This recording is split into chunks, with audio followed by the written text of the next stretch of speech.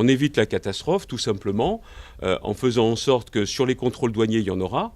On n'impose pas 2 minutes de contrôle par camion, parce que 2 minutes, les gens peuvent se dire, bon, c'est pas beaucoup 2 minutes, mais 2 minutes par véhicule, c'est 27 km de bouchons du côté anglais à Douvres et du côté français à Calais, par exemple. Ça veut dire que les marchandises dans les camions, elles sont foutues. Ça veut dire que l'économie de la région, elle est complètement paralysée.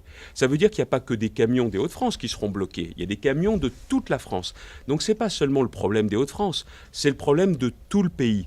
On est le point de passage le plus proche pour aller en Grande-Bretagne.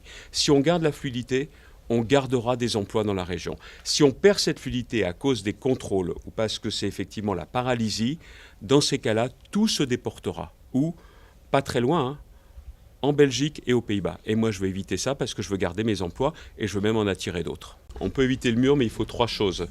Il faut que la Commission européenne ait vraiment envie et fasse tout pour qu'il y ait un accord de sortie du Royaume-Uni et pas chercher à punir les Britanniques. Le deuxième, c'est qu'il faut que l'État se réveille. La note du préfet de région dit clairement ce qui peut se passer et dit clairement ce qu'il faut faire pour éviter la catastrophe. Il ne faut pas que cette note soit lue, il faut qu'elle soit prise en compte et que l'État, au niveau national, se réveille enfin. Parce que le Brexit, on sait que ça va se produire depuis maintenant 2 ans et demi.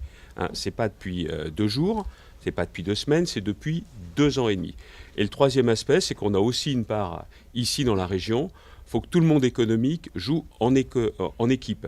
Si c'est les uns et les autres pour se faire la concurrence, il est sûr que les grands gagnants, je peux vous l'annoncer, ça sera les ports belges et les ports néerlandais. Quand il voit la situation du Brexit, ce n'est pas une note qu'il lit, ce n'est pas des images qu'il verra à la télévision le moment venu si c'est la catastrophe. C'est que lui, physiquement, il aura vu à quoi seront confrontées les entreprises et il aura à le vivre lui-même. Moi, ce que je reproche, c'est toujours la distance et la déconnexion. Le préfet de région, comme ses sous-préfets, ils sont au four et au moulin. Ils voient aujourd'hui les difficultés dont font part, par exemple, les transporteurs. C'est du concret.